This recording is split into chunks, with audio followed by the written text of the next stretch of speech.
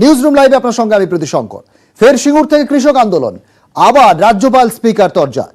কলকাতার মঞ্জয় এবং নন্দীগ্রাম সিঙ্গুর, অনেকে মনে করেন এই দুই জায়গায় বঙ্গে পরিবর্তনের আতুরঘর। সেই সিঙ্গুর নন্দীগ্রামকে এবার হাতিয়ার করতে চাইছে বিজেপি।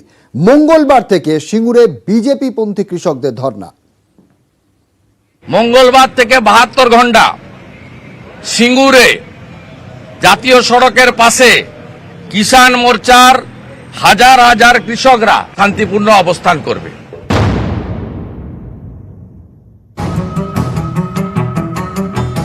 প্রথমে নন্দীগ্রাম, তারপর সিঙ্গুর, পরিবর্তনের দুই স্তম্ভ। তাদেরই এবার অস্ত্র করতে চাইছে বিজেপি। শনিবার বিজেপির কিষাণ মোর্চার সদস্যদের নিয়ে রাজ্যপালের সঙ্গে দেখা করেন বিরোধী দলনেতা শুভেন্দু অধিকারী। রাজভবন থেকে বেরিয়ে সরাসরি নিশানা করেন রাজ্য সরকারকে। পশ্চিমবঙ্গের সরকার 4 বছরে 40,000-এর কাছাকাছি ক্লাবকে 5 লক্ষ টাকা স্কিমে দান করেছেন।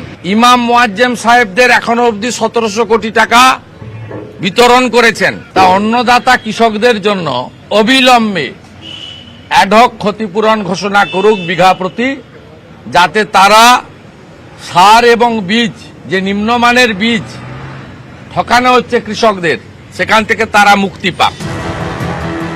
কেন্দ্র দাবি পূরণের আশ্বাস দেওয়ার পর শনিবার দিল্লির সিঙ্ঘু সীমানা ছেড়ে ঘরের পথে কৃষকরা। ঠিক সেদিনই সিঙ্গুর নিয়ে আসরে বিজেপি।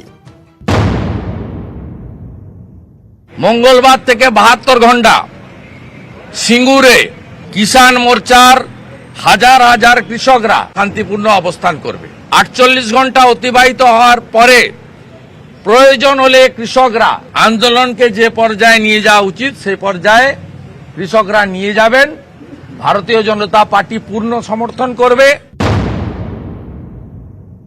কৃষকদের মধ্যে তাদের অবস্থানটা কোথায় সেটা বোঝার জন্য ওদের এই ধরনের অবস্থান করা ভালো। আর রাজভবনে যাওয়া তো ওটা ক্লাব, যেখানে গেলে বিনা পয়সায় চা এবং কুকিজ পাওয়া যায়, সেটা মাঝে মধ্যে খাওয়ার জন্য ওরা প্রায় প্রতিদিনই যান নিয়ম করে। সম্প্রতি নন্দীগ্রামে দাঁড়িয়ে জমি আন্দোলনের স্মৃতি উস্কে দেন শুভেন্দু অধিকারী।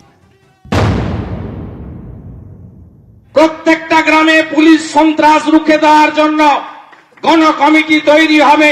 পুরনো নন্দীগ্রাম, সেই 2007-এর নন্দীগ্রাম আগামী দিনে এই লড়াইতে মানুষই পথ দেখাবে। নন্দীগ্রামের পর এবার সিঙ্গুর, বিজেপির জোড়া হাতিয়ার। বদ্ধ শিবিরের এই কৌশল কতটা কাজে দেয় সেটা সময়ই বলবে। নিউজ 18 বাংলা। এই ধরনের কর্মসূচি তাদের রাজনৈতিক দলটিকে এই মুহূর্তে পশ্চিমবঙ্গের রাজনীতিতে জাগিয়ে রাখার জন্য গুরুত্বপূর্ণ, এমনটা প্রতিক্রিয়া দিচ্ছেন রাজনৈতিক বিশ্লেষক শুভময় মৈত্র। রাজনৈতিক দল তাদের একটা পলিটিক্যাল অ্যাক্টিভিজম আছে এবং সেই জায়গায় তাদের ভাবনা আছে। সেই ধারাতেই হয়তো সিঙ্গুর আর সিংঘু অনেকটা কাছাকাছি চলে আসছে এবং তাদের যে রাজনৈতিক অস্তিত্ব, তাদের যে রাজনৈতিক আন্দোলন, সেই জিনিসটাকে পশ্চিমবঙ্গের দিকে একটা প্রচারে রাখার জন্য বিজেপি যে ধরনের একটা কর্মসূচি নিয়েছে, এটা খুবই স্বাভাবিক। আমার মনে হয় যে এই ধরনের কর্মসূচি তাদের দলটিকে এই মুহূর্তে পশ্চিমবঙ্গের রাজনীতিতে জাগিয়ে রাখার পক্ষে গুরুত্বপূর্ণ। হাওড়া পুরভোট নিয়ে ফের স্পিকারকে তোপ রাজ্যপালের। পাল্টা রাজ্যপালকে জবাব দিলেন বিমান বন্দ্যোপাধ্যায়, আর এই নিয়ে রাজনৈতিক তরজাও তুঙ্গে।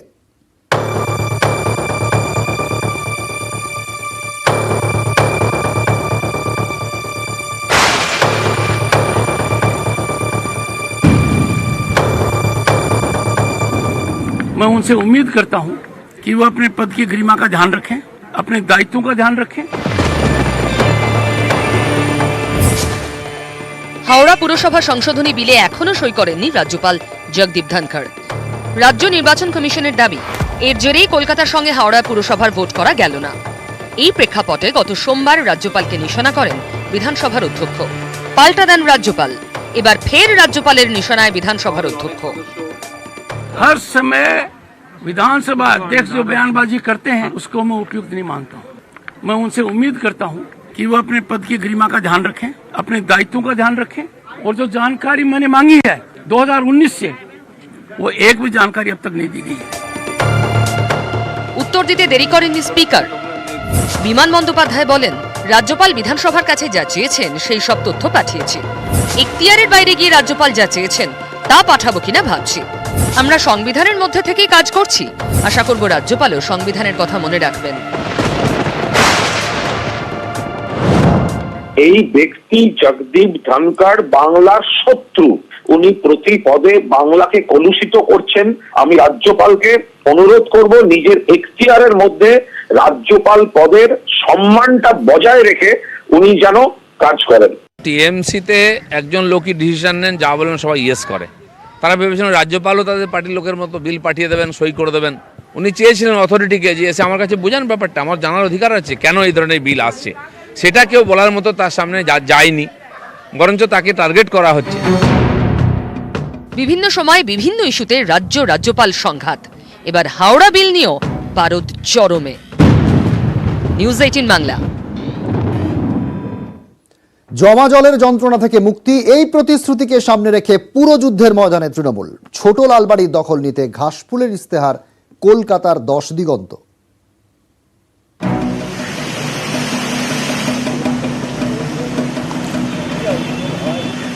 বর্ষা এলে কলকাতার বিস্তীর্ণ এলাকা জলমগ্ন। এ নিয়ে প্রতি বছরই বিরোধীদের আক্রমণের মুখে পড়তে হয় তৃণমূলকে। এবারের পুরো ভোটে এই জল যন্ত্রণা থেকে মুক্তির প্রতিশ্রুতিকে সামনে রেখেই আসরে ঘাসফুল শিবির। তৃণমূলের পুরো ইস্তেহারের শুরুতেই নিকাশির কথা। কলকাতাকে জমা জলের যন্ত্রণা থেকে মুক্তি দিতে একাধিক প্রতিশ্রুতি। 200টি নতুন পাম্পিং স্টেশনগুলির মানোন্নয়ন, নিয়মিত নর্দমা সাফাই, আদিগঙ্গার সংস্কার। কোথাও কোথাও বিদ্রুপ ব্যঙ্গ হয়, কিন্তু একথা ঠিক, কলকাতা শহরে হয়তো জল কোথাও প্রচন্ড বৃষ্টিপাতের জন্য জল জমে। কলকাতা পৌরসভা নিকাশি ব্যবস্থার ক্ষেত্রে 200টি অতিরিক্ত পাম্প বসিয়ে এই নিকাশি ব্যবস্থায় যাতে কোনো রকম কোথাও জল না জমে তার ব্যবস্থা করবেন। কলকাতাতে তো বহু বছর ধরে টিএমসির মেয়র আছে, এত কাজের ফিরিস্তে আমরা দেখছি, এগুলো হয়নি কেন একদিন? যে বেসিক কাজগুলো, জল নিকাশি, জলের ব্যবস্থা, সেটাই হতে পারেনি, তো মানুষ কি করে বিশ্বাস করবে যে এগুলো হবে? কলকাতার পুর পরিষেবার উন্নয়নে আরও একগুচ্ছ প্রতিশ্রুতি রয়েছে তৃণমূলের ইস্তেহারে। অ্যাডেড এরিয়ায় পানীয় জলের সমস্যা মেটাতে আরও 50টি বুস্টার পাম্পিং স্টেশন, ওয়ার্ড ভিত্তিক পরিকল্পনা কমিটি, নাগরিকদের অভিযোগ শুনতে পাড়ায় সমাধান অ্যাপ, 14 দিনের মধ্যে সমস্যা সমাধানের আশ্বাস, প্রতি কাউন্সিলরের অফিসে অভিযোগ নিষ্পত্তি সেল। কোথায় মানুষের কাছে পৌঁছায়নি সবকিছু, তার প্রত্যেকটি অংশে আমাদের জোর দিয়ে কাজ করতে হবে। আর আপনাদের যেন দেখা যায়, যা আমাদের দেখা যায়। 21-এর ভোটে বাংলা জুড়ে সবুজ ঝড় কলকাতা পুরসভা এলাকাতেও। বিধানসভা ভোটের ফলের নিরিখে কলকাতার 144টি ওয়ার্ডের মধ্যে 131টিতেই এগিয়ে তৃণমূল। কোনো লড়াইকে ছোট করে দেখতে নেই, আত্মসন্তুষ্টিতে ভুগলে চলবে না। মমতা ব্যানার্জি, যিনি লক্ষ্মীর ভান্ডার প্রকল্প দিয়ে শেষ পর্যন্ত তিনি বাংলার মানুষের কাছে যতগুলি প্রকল্প এনেছেন সেগুলোকে প্রচার করুন। এবারের পুরো যুদ্ধে তৃণমূলের ইস্তেহারের নাম কলকাতার 10 দিগন্ত। 10-এর মন জয়ে 10 দিগন্তের প্রতিশ্রুতি। নিউজ 18 বাংলা। বিজেপির পুরো প্রচারে এবারও ভিন রাজ্যের নেতাদের নাম। এতে কি কোনো লাভ হবে? এ নিয়ে রাজ্য বিজেপির অন্দরেই দুরকম সুর। বাইরে থেকে এসে কেউ বড় বড় কথা বলে গেলে লোকে বিশ্বাস করে না। যারা আসছেন তারা ভারত সরকারের মন্ত্রী, তাদের কথা বেশিরভাগ শোনে।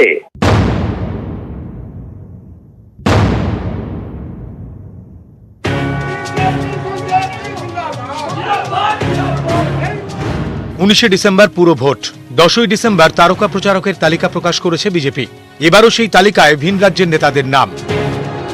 এর আগে বিধানসভা ভোট ও উপনির্বাচনেও একই কৌশল নেয় বিজেপি, কিন্তু তাতে লাভ হয়নি।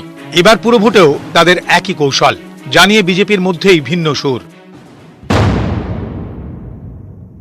স্টাররা তো শেষেই নামে। আমরা বাড়ি বাড়ি যাচ্ছি, প্রচার করছি, সেটা সাধারণ কর্মীরাই করছেন, জেলার লোকেরা করছেন, ওয়ার্ডের লোকেরা করছেন। তাদের সহযোগিতা করার জন্য স্টার ক্যাম্পেনার আসছেন। বাইরে থেকে এসে কেউ বড় বড় কথা বলে গেলে লোকে বিশ্বাস করে না। যারা আসছেন তারা ভারত সরকারের মন্ত্রী, তাদের কথা বেশিরভাগ শোনে। 21-এর ভোটে বিজেপির হারের কারণ ব্যাখ্যা করতে গিয়ে পর্যবেক্ষকদের অনেকেই দায়ী করেন ভিন রাজ্যের নেতাদের। তাদের মতে ভিন রাজ্যের হিন্দিভাষী নেতারা বাংলার মানুষের মন ছুঁতে পারেননি। এরপরেও নীতি বদলায়নি বিজেপি, ফের পদ্ম প্রচারকের তালিকায় কেন্দ্রীয় স্তরের একাধিক নেতার নাম। বিজেপি আস্তে আস্তে বাংলায় বিলুপ্ত হয়ে যাবে, এরপরে ভারতবর্ষে বিলুপ্ত হয়ে যাবে। কলকাতা পুরভোটের প্রচার শেষ 17ই ডিসেম্বর। তার আগে রাজ্যে আসার কথা বিজেপির কেন্দ্রীয় নেতাদের, জানিয়ে রাজ্য বিজেপির মধ্যেই দুরকম মত। নিউজ 18 বাংলা। অনেকে বিভিন্ন বেসরকারি সিকিউরিটি এজেন্সিতে যোগ দেন। কলকাতা এবং আশেপাশে বিভিন্ন জায়গায় এই নিরাপত্তা কর্মীরা কাজ করেন বলে গোয়েন্দাদের অনুমান। সল্টলেকের এইরকমই একটি বেসরকারি নিরাপত্তা সংস্থায় হানাও দেন সিআইডির আধিকারিকরা। সেখান থেকেও জাল লাইসেন্সে আগ্নেয়াস্ত্র রাখার অভিযোগে দুজন নিরাপত্তারক্ষীকে গ্রেপ্তার করেছে সিআইডি। সিআইডির দাবি, ডিএম ও এসপিদের সই জাল করত সাফিক মোল্লা এবং প্রয়োজনীয় সরকারি সিল জাল করে তৈরি করত নকল লাইসেন্স। দীর্ঘদিন ধরে এইভাবেই ভুয়ো লাইসেন্স তারা তৈরি করছিল এবং সেগুলি বিভিন্ন যে শহরের যে নিরাপত্তা রক্ষীদের যে কোম্পানি, বেসরকারি যে কোম্পানি রয়েছে সেখানে যারা কাজ করে নিরাপত্তা রক্ষীরা, তাদেরকে দেয়া হতো যাতে তাদেরকে কম টাকায় সেখানে নিযুক্ত করা যায়, এমনটাই সিআইডির দাবি। গোয়েন্দারা ধৃতদের থেকে প্রচুর নকল সরকারি সেল উদ্ধার করেছেন। এই ঘটনায় মোট 6 জনকে গ্রেপ্তার করা হয়েছে। ধৃতদেরকে জেরা করে এই চক্রে আর কারা জড়িত সেই বিষয়টি জানার চেষ্টা করছে সিআইডির এসওজির আধিকারিকরা। ক্যামেরায় অসীমের সঙ্গে অর্পিতা হাজরা, নিউজ 18 বাংলা, কলকাতা। কলকাতা পুরসভা 19 ডিসেম্বর ভোট রয়েছে, তবে বাকি যে মেয়াদোত্তীর্ণ 111টি পুরসভা রয়েছে সেখানে ভোট কবে অবিলম্বে জানতে চায় কলকাতা হাইকোর্ট। আর সোমবার এ নিয়ে নির্দেশ দেবে আদালত।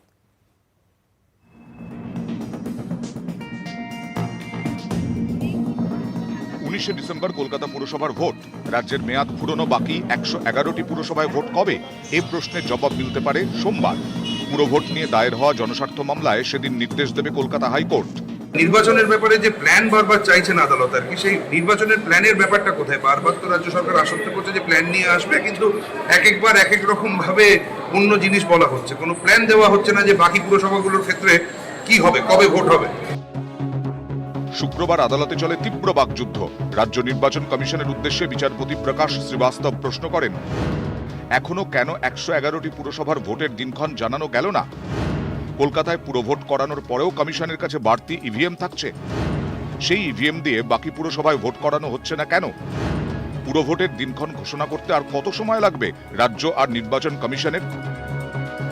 এদিন কমিশনের আইনজীবী জয়ন্ত মিত্র আদালতে সওয়াল করতে গিয়ে বলেন, 20,000 ইভিএম চেয়ে 7ই এপ্রিল জাতীয় নির্বাচন কমিশনকে চিঠি দেয় রাজ্য নির্বাচন কমিশন। 10ই এপ্রিল জাতীয় নির্বাচন কমিশন জানায় তারা অপারগ। তারা এটাও বলে যে স্থানীয় নির্বাচনে ইভিএম দরকার নেই। বিজেপির দাবি, পুরভোটে ভিভিপ্যাট ব্যবহার করতে হবে। এদিন আদালতে বিজেপির আইনজীবী বলেন, সুপ্রিম কোর্টের নির্দেশ সত্ত্বেও পুরভোটে ভিভিপ্যাট ব্যবহার করছে না কমিশন। এই প্রসঙ্গে অন্যান্য রাজ্যে হওয়া স্থানীয় ভোটের উদাহরণ টেনে কমিশনের আইনজীবী পাল্টা বলেন, দেশের কোন রাজ্যেই স্থানীয় ভোটে ভিভিপ্যাট ব্যবহারের নজির নেই। শুনানি শেষে রাজ্য সরকার এবং রাজ্য নির্বাচন কমিশনের কাছে হাইকোর্ট জানতে চায় বাকি পুরসভাগুলিতে ভোট কবে করাতে চায় তারা। সোমবার এ নিয়ে নির্দেশ দিতে পারে আদালত। নিউজ 18 বাংলা।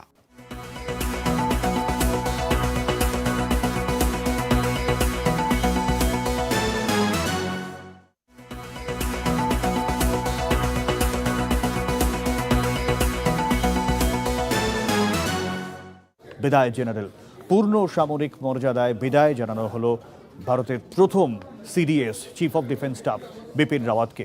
একই সঙ্গে শেষকৃত্য সম্পন্ন হলো তাঁর স্ত্রী মধুলিকারও।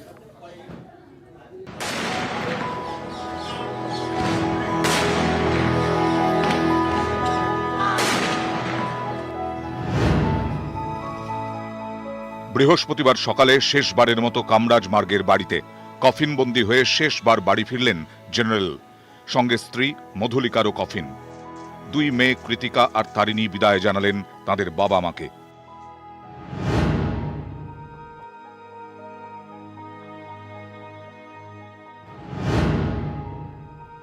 কামরাজ মার্গের বাড়িতে ঢল। 3 বাহিনীর প্রধান শ্রদ্ধা জানালেন তাদের প্রিয় জেনারেলকে। শ্রদ্ধা জ্ঞাপন করলেন কেন্দ্রীয় স্বরাষ্ট্রমন্ত্রী, বিদেশমন্ত্রী, কংগ্রেস নেতা রাহুল গান্ধী। শ্রদ্ধা জানাতে প্রয়াত জেনারেলের বাড়িতে যান তৃণমূল সাংসদরাও। ভারতের 3 বাহিনীর শীর্ষে থাকা জেনারেলকে শ্রদ্ধা জানান পৃথিবীর বিভিন্ন দেশের সেনাকর্তারাও। কামরাজ মার্গের বাড়ি থেকে দিল্লি ক্যান্টনমেন্টের ব্রাড স্কোয়ার গান ক্যারেজে জেনারেল বিপিন রাওয়াতের সঙ্গী হলেন অগুন্তি সাধারণ মানুষ, আর সঙ্গী হলেন মধুলিকা রাওয়াত। একসঙ্গেই শেষ যাত্রা। একই সঙ্গে বাবা মাকে বিদায় জানালেন 2 মেয়ে। 17 বার গান স্যালুট আর সেনার নিয়ম মেনেই হলো শেষকৃত্য। সেনাপ্রধান পদ থেকে বিপিন রাওয়াতের অবসরের সময় তৈরি হয় সিডিএস পদটি। জেনারেল রাওয়াতই দেশের প্রথম চিফ অফ ডিফেন্স স্টাফ। তাঁর মৃত্যুতে শেষ হলো ভারতীয় সামরিক বাহিনীর এক অধ্যায়ের। নিউজ 18 বাংলা।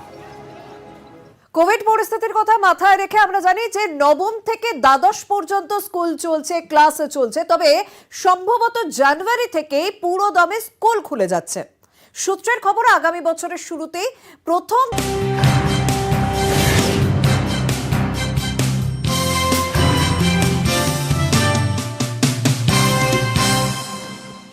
ত্রিপুরা সরকারের টুইটে শিয়ালদার ছবি, উত্তরপ্রদেশ উত্তরাখণ্ডের পর আরেক বিজেপি শাসিত রাজ্যের বিজ্ঞাপনে বাংলার ছবি, জানিয়ে রাজনৈতিক তরজা তুঙ্গে।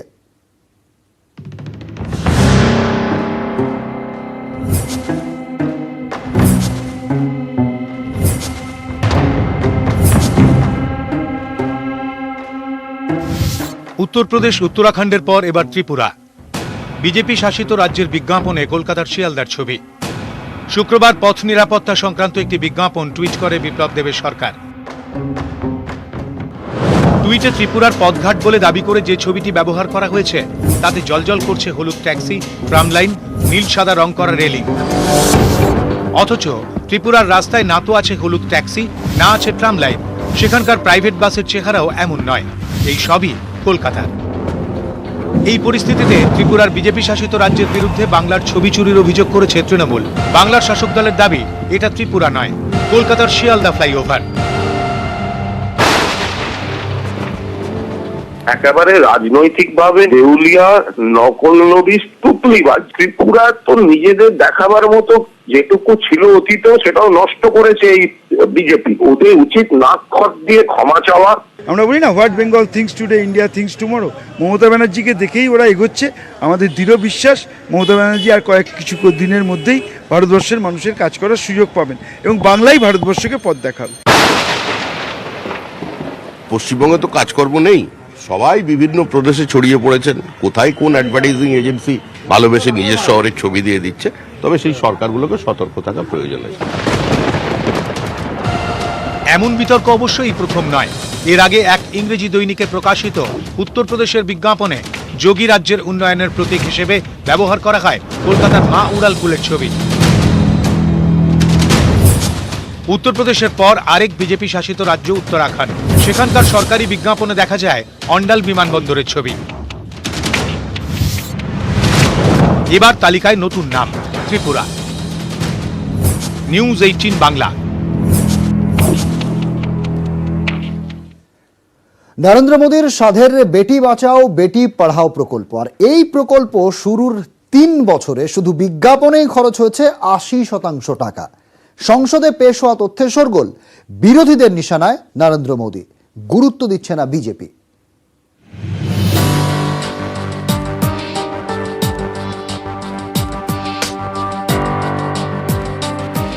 2015 সালের জানুয়ারি, 6 বছর আগে ঢাকঢোল পিটিয়ে শুরু নরেন্দ্র মোদীর সাধের বেটি বাঁচাও বেটি পড়াও প্রকল্প। প্রধানমন্ত্রী উদ্বোধন করেন। লক্ষ্য লিঙ্গ বৈষম্য দূর করা, কন্যা ভ্রূণ হত্যা রুখতে সচেতনতা বাড়ানো। কিন্তু কাজের কাজ কতটা হয়েছে আর কতটা প্রচার, প্রশ্ন বিরোধীদের। তাদের হাতিয়ার মহারাষ্ট্রের বিজেপি সাংসদের সংসদে পেশ করা রিপোর্ট। সেই রিপোর্ট অনুযায়ী বেটি বাঁচাও বেটি পড়াও প্রকল্পের বরাদ্দের 78.91% বিজ্ঞাপনে খরচ করা হয়েছে। নারীর ক্ষমতায়ন সংক্রান্ত সংসদীয় কমিটির নেতৃত্বে রয়েছেন বিজেপি সাংসদ হিনা গাভিট। সংসদে পেশ করা এই কমিটির রিপোর্ট অনুযায়ী 2016 থেকে 2019 সালে প্রকল্পে মোট 446 কোটি 72 লক্ষ টাকা আর্থিক বরাদ্দ করেছে কেন্দ্র। তার মধ্যে 78.91% ব্যয় করা হয়েছে বিজ্ঞাপন খাতে। বিজ্ঞাপন খাতে খরচের হার প্রতি অর্থবর্ষেই বেড়েছে। এই তথ্যকে হাতিয়ার করেই আসরে বিরোধীরা। কটাক্ষের সুরে রাহুল গান্ধী টুইটারে লিখেছেন, এটাই বিজেপির আসল স্লোগান, ছবি বাঁচাও ফটো ছাপাও। বেটি বাঁচাও বেটি পড়াও আসলে বেটি পিটাও বেটি মিটাও। বেটি বাঁচাও বেটি পড়াও তার 79% বরাদ্দ টাকা প্রচারের জন্য খরচা হয়েছে। পুরোটাই প্রচারে চলে যাচ্ছে, কারণ সরকারটাই প্রচার সর্বস্ব সরকার। ঢাকঢোল পেটানো ছাড়া কোনো কাজের কাজ এই সরকার করে না। বিজেপির পাল্টা দাবি, বেটি বাঁচাও তো সচেতনতা বাড়ানোর প্রকল্প, সেখানে তো বিজ্ঞাপনে জোর দিতেই হবে। বেটি বাঁচাও বেটি পড়াও তো এটা জাগরণীয় কার্যক্রম আছে, অ্যাওয়ারনেস প্রোগ্রাম, লোককে টাকা দেওয়ার প্রোগ্রাম নয়। তারা বুঝতে পারেন না, তারা ভাবেন সবাইকে ভিখারি বানিয়ে দিতে হবে, সেই জন্য প্রচার তো করতে, প্রচারই মূল কারণ এটা। এর আগে মুখ্যমন্ত্রী মমতা বন্দ্যোপাধ্যায় সহ বিরোধী রাজনৈতিক দলগুলি এই প্রকল্পে অর্থ বরাদ্দ নিয়ে বারংবার প্রশ্ন তুলেছে। কেন্দ্রীয় এই প্রকল্পের প্রায় 80% টাকা অর্থাৎ 78.91% টাকা ব্যয় হয়েছে শুধুমাত্র বিজ্ঞাপন বাবদ। আর এই নিয়েই উঠছে এই প্রকল্পের মূল উদ্দেশ্য নিয়েই। ভিডিও জার্নালিস্ট ভিনু বাসিলের সঙ্গে রাজীব চক্রবর্তী, নিউজ 18 বাংলা। অষ্টম শ্রেণীর ক্লাস চালুর কথা ভাবছে রাজ্য সরকার।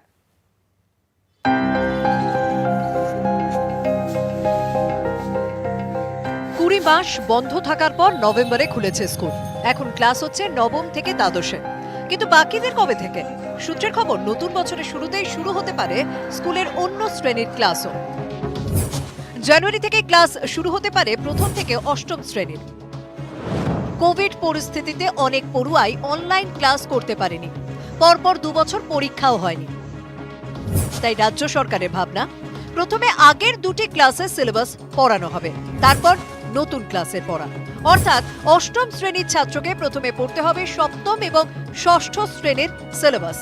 এর জন্য আলাদা বই দেওয়া হবে। 100 দিন পরে হবে পরীক্ষা, তারপর অষ্টম শ্রেণীর সিলেবাস পড়ানো শুরু হবে। আগের ক্লাসের পড়াগুলির রিভিশনের জন্যই রাজ্য শিক্ষা দপ্তরের এই উদ্যোগ।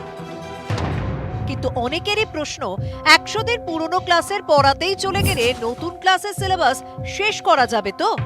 এক্ষেত্রে শিক্ষা দপ্তরের যুক্তি, করোনাকালে পাঠ্যক্রম কমানো হয়েছে, তাই অসুবিধা হবে না। ক্যামেরায় খোকন দাসের সঙ্গে সোমরাজ বন্দ্যোপাধ্যায়, নিউজ 18 বাংলা।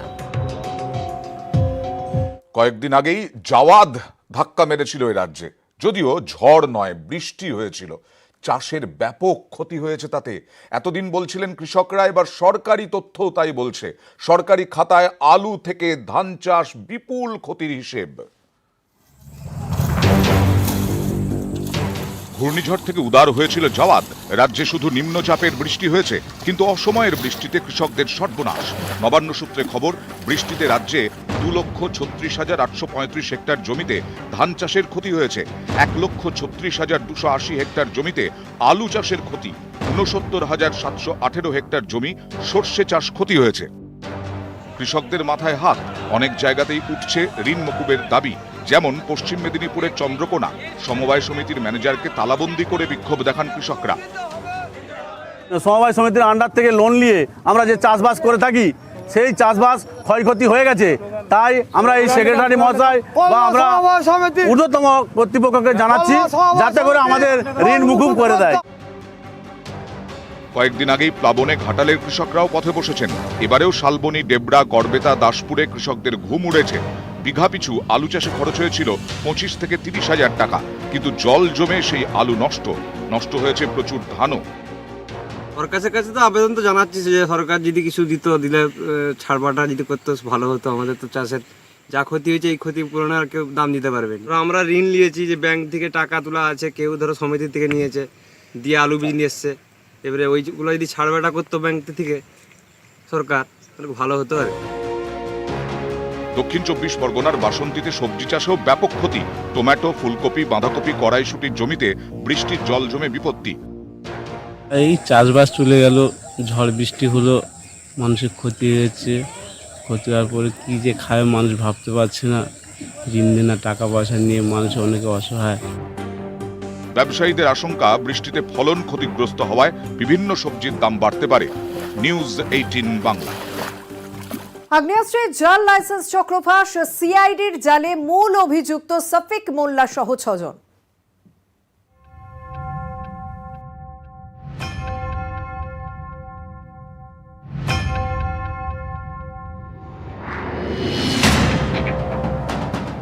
আগ্নেয়াস্ত্রের জাল লাইসেন্স, এই চক্রের পর্দাফাঁস, বাজেয়াপ্ত একাধিক অস্ত্র। সিআইডির জালে মূল অভিযুক্ত সফিক মোল্লা সহ 6।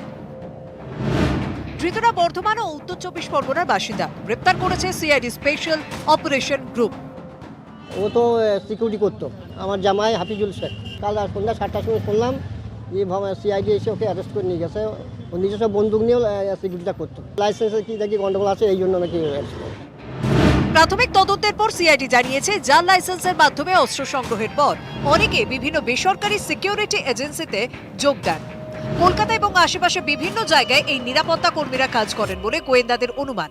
সল্টলেকের এইরকমই একটি বেসরকারি নিরাপত্তা সংস্থায় হানাও দেন সিআইডির আধিকারিকরা। সেখান থেকেও জাল লাইসেন্সে আগ্নেয়াস্ত্র রাখার অভিযোগে দুজন নিরাপত্তা রক্ষীকে গ্রেপ্তার করেছে সিআইডি। সিআইডি দাবি, ডিএম ও এসপিদের সই জাল করত সাফিক মোল্লা এবং প্রয়োজনীয় সরকারি সিল জাল করে তৈরি করত নকল লাইসেন্স।